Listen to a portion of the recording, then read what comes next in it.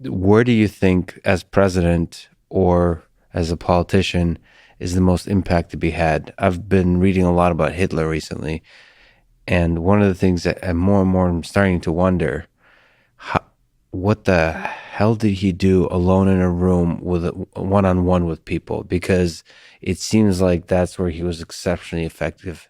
When I think about certain leaders, I'm not sure Stalin was this way. I apologize. Been very obsessed with these with this period of human history.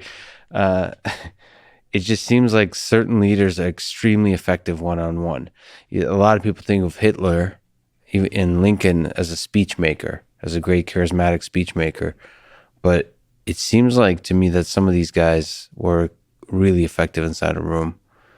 What do you think? What's more important, your effectiveness to make a hell of a good speech, sort of be in a room with many people, or is it all boiled down to one on one?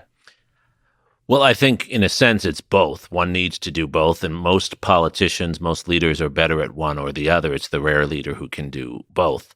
I will say that if you are going to be a figure who's a president or the leader of a complex organization, not a startup, but a complex organization where you have many different constituencies and many different interests, you have to do the one-on-one really well.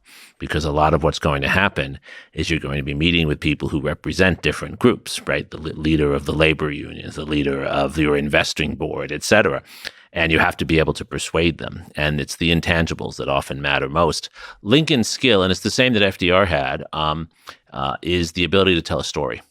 I think Hitler was a little different, but what I've read of Stalin is he was a storyteller too. One on one storytelling? Yeah, that's my understanding is that and what Lincoln did, I don't want to compare Lincoln to Stalin. What Lincoln did is he was not confrontational. He was happy to have an argument if an argument were to be had, but actually what he would try to do is move you through telling a story that got you to think about your position in a different way, to basically disarm you. And Franklin Roosevelt did the same thing. Ronald Reagan did the same thing. Storytelling is a very important skill.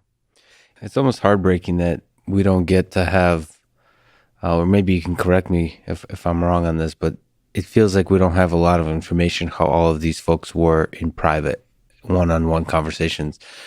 Even if we get like stories about it, it's like, again, sorry to bring up Hitler, but like people have talked about his piercing gaze when they're one-on-one. Like there's a feeling like he's just looking through you. I wonder, like, it makes me wonder, was Lincoln somebody who's a little bit more passive, like who's more, the ego doesn't shine? It's not like an overwhelming thing. Or is it more like, again, don't want to bring up controversial figures, but Donald Trump, where it's more menacing, right? There's a more like physically menacing thing where it's almost like a bullying kind of dynamic. So I wonder, I wish we knew. I wish, because it's from a psychological perspective, I wonder if there's a thread that connects most great leaders. That's a great question. So I think the best writer on this is Max Weber, right? And he talks about the power of charisma. The term charisma comes from Weber, right? And Weber's use of it actually to talk about prophets. And I think he has a point, right? Leaders who are effective in the way you describe are leaders who feel prophetic, or Weber says they have a kind of magic about them. And I think that can come from different sources. I think that can come from the way someone carries themselves. It can come from the way they use words.